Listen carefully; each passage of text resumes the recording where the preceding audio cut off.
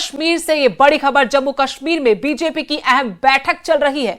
जम्मू कश्मीर में होने वाले चुनाव को लेकर ये अहम बैठक की जा रही है। बैठक की अध्यक्षता जी किशन रेड्डी कर रहे हैं। बताया जा रहा है कि भाजपा कश्मीर घाटी में 47 सीटों में से 25 पर उम्मीदवार उतार सकती है और बाकी 22 सीटें अपने सहयोगियों और निर्दलीय उम्मीदवारों के लिए छोड़ सकती है। पार्टी इंडिपेंडेंट कैंडिडेट्स को समर्थन देने की योजना बना रही है, जो बिना किसी राजनीतिक पृष्ठभूमि के नए चेहरे होंगे। पार्टी हबाकदल, बारामूला और कश्मीर घाटी की कुछ अन्य सीटों से कुछ कश्मीरी पंडित नेताओं को मैदान में उतारने की योजना बना रही है, जहां कश्मीरी पंडित मतदाताओं की अच्छी खासी तादाद है। तो कुल मिलाकर बीजेपी जम्मू कश्मीर का चुनावी रण फतेह करने के लिए रणनीति बनाने में जुटी हुई है। हर मुमकिन कोशिश करती हुई बीजेपी नजर आ रही है, ताकि इस बार के चुनाव में जब परिणाम सामने आए तो बीजेपी सत्ता पर काबिज हो जाए। ऐसे में जो जानकारी अभी तक निकल के सामने आई है वो न्यूज़ 18 आप तक पहुंचाने की कोशिश कर रहा है। जम्मू कश्मीर में बीजेपी की अहम बैठक चल रही है। जम्मू कश्मीर में होने वाले चुनाव को लेकर रणनीति इस बैठक में बनाई जा रही है और इस बैठक की अध्यक्षता जी किशन रेड्डी कर रहे हैं। जानकारी ये कि भाजपा कश्मीर घाटी में 47 सीटों में से, जो 47 सीटें हैं कुल, उनमें से 25 पर अपने उम्मीदवार उतार सकती है और 22 सीटें जो बाकी हैं उन पर अपने सहयोगियों या फिर निर्दलीय उम्मीदवारों का समर्थन कर सकती है। पार्टी इंडिपेंडेंट कैंडिडेट्स को समर्थन देने की योजना पर काम कर रही है, जो बिना किसी राजनीतिक पृष्ठभूमि के नए चेहरे होंगे उनका बीजेपी समर्थन कर सकती है। पार्टी हबाकदल, बारामूला और कश्मीर घाटी की कुछ अन्य सीटों से कुछ कश्मीरी पंडित नेताओं को मैदान में उतारने पर भी योजना बना रही है, जहां कश्मीरी पंडित मतदाताओं की अच्छी खासी तादाद है। कुल मिलाकर जो जानकारी अभी तक मिली है, इसी रणनीति पर बीजेपी जम्मू कश्मीर की 90 विधानसभा सीटों पर चुनाव लड़ती हुई नजर आ सकती है।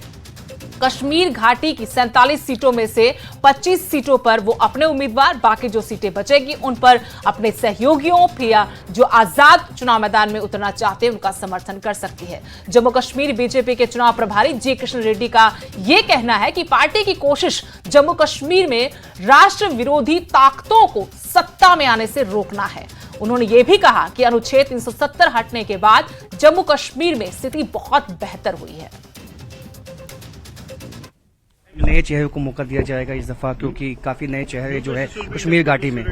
वो मैं थोड़ी करता हूँ। Party state election committee will recommend the names, panel of the names, then national election committee they will finalise the name. Parliamentary board like minded नेताओं से बात हो रही है। लाइक माइंडेड नहीं, कोई काम है ना। हमारा पार्टी तो सब मिलके एक यूनिटी के साथ काम करते हैं, मिलजुल के काम करते हैं।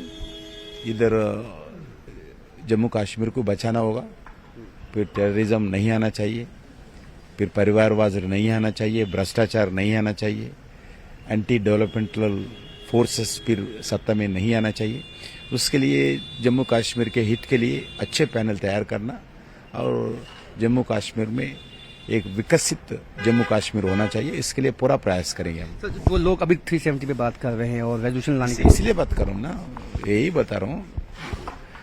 370 किसको भी, जम्मू कश्मीर आम जनता को, सिटीजन्स को कोई लाभ नहीं है।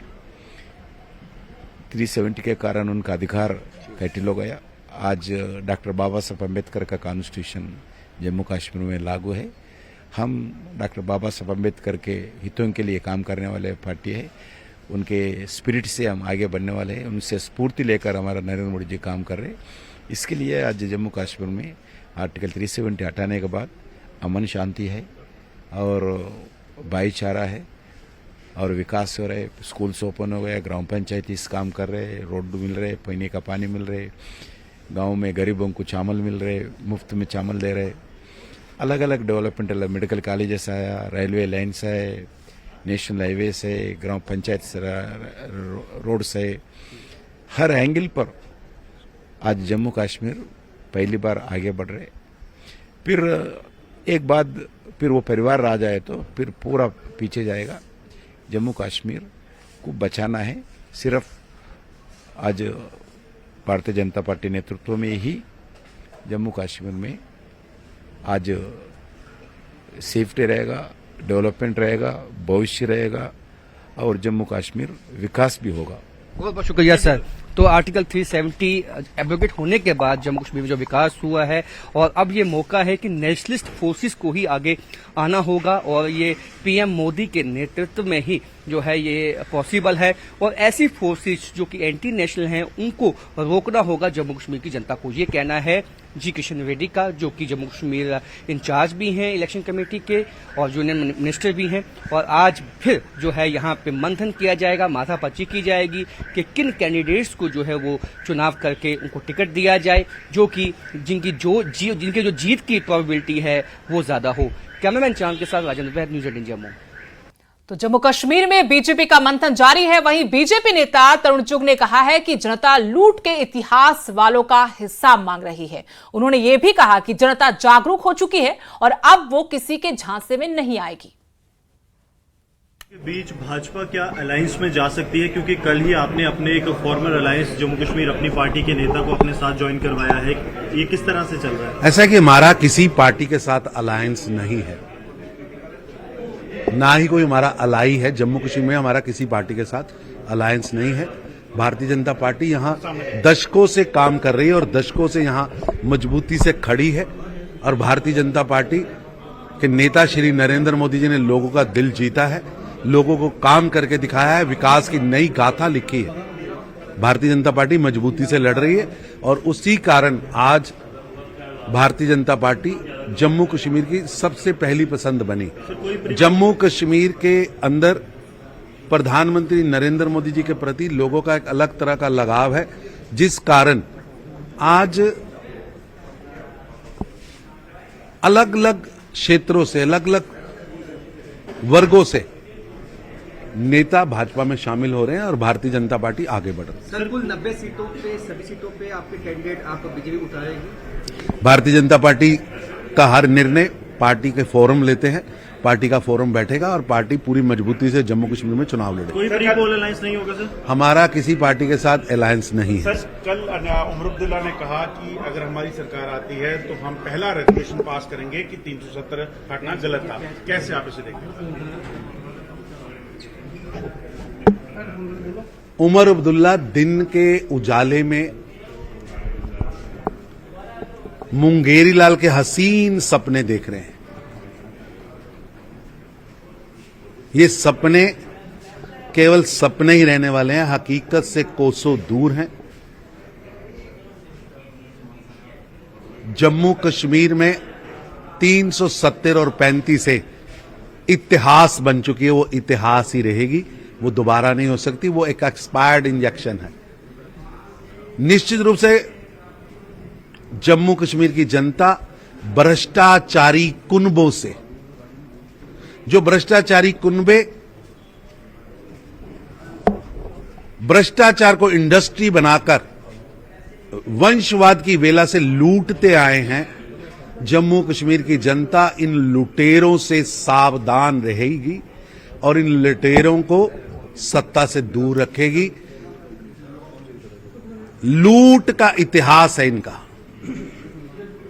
जो लूट के इतिहास वाले लोग हैं, उनकी लूट का हिसाब मांग रही है आज जम्मू कश्मीर की जनता। कश्मीर घाटी में किस तरह की स्ट्रेटजी रहने वाली है आपकी और क्या जल्द ही पार्टी की मैनिफेस्टो कमेटी बैठेगी और मैनिफेस्टो कमेटी जम्मू कश्मीर की जन भावनाओं को सामने रखते हुए चुनाव में उतरे। पार्टी के युवाओं को क्या कहना चाहेंगे जो कि मुफ्ती की बेटी इल्तिजा मुफ्ती भी चुनाव लड़ सकती है, इस चीज की आशंका? बेटे बेटियों दादे पोतों की पार्टियां हैं। खानदानी शफा खाने होते हैं ना जी, दवा खाने।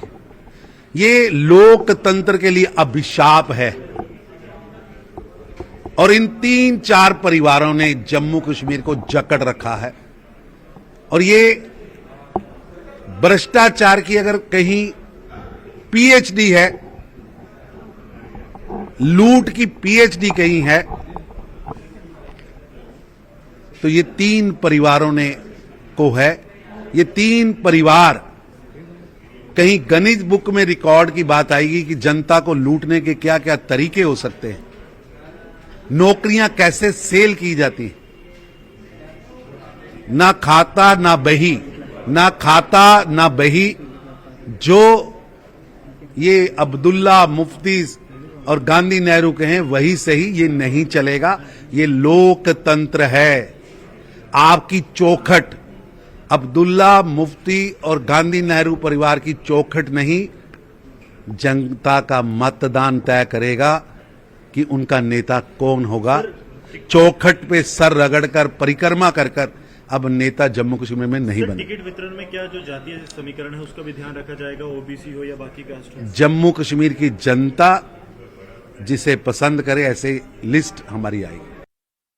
तो बीजेपी नेताओं ने कमर कस ली है, मंथन का दौर भी चल रहा है और जानकारी लेंगे जम्मू से मेरे सहयोगी समीर भट्ट सीधे जुड़ चुके हैं।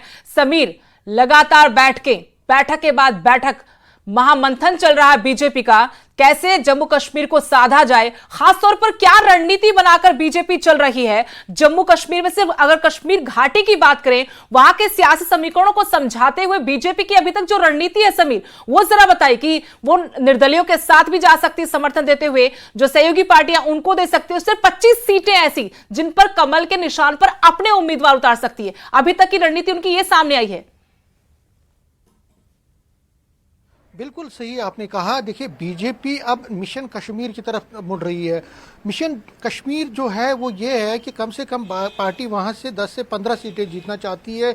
वहाँ की 47 सीटों में से 15 सीटें पार्टी जीतना चाहती है, और अगर अपने कमल के निशान पे उसके 6 से 7 सीटें आए, या बाकी जो समर्थित उम्मीदवार है, इंडिपेंडेंट उम्मीदवार, क्योंकि बहुत सारी जगहों पे पार्टी जो इंडिपेंडेंट कैंडिडेट है, जो नए चेहरे हैं जिनका कोई पॉलिटिकल बैकग्राउंड नहीं है, उनको समर्थन देने जा रही है। तो पार्टी चाहती है कि पहली बार कश्मीर के विधानसभा में 47 सीटें जो वहाँ की हैं, वहाँ से कम 10 से 15 सीटें वो चुनाव जीते। और अगर वो ये मिशन कंप्लीट करती है, ये कामयाब होती है इस मिशन में, तो तभी अब 50+ का आंकड़ा पार हो सकता है, क्योंकि पार्टी जम्मू डिवीजन में 43 सीटों में से तकरीबन 30 सीटें जीतने की कोशिश कर सकती है। तो ऐसे में पार्टी ने बहुत ही जो हम ये कह सकते हैं माथापच्ची कई दिनों से लगातार की है। वो जम्मू में तो है ही, जम्मू को लेकर तो है ही, लेकिन बहुत ज्यादा माथापच्ची कश्मीर पर हो रही है। और कश्मीर में जो हमारे सोर्सेज कह रहे हैं कि तकरीबन 25 सीटों पे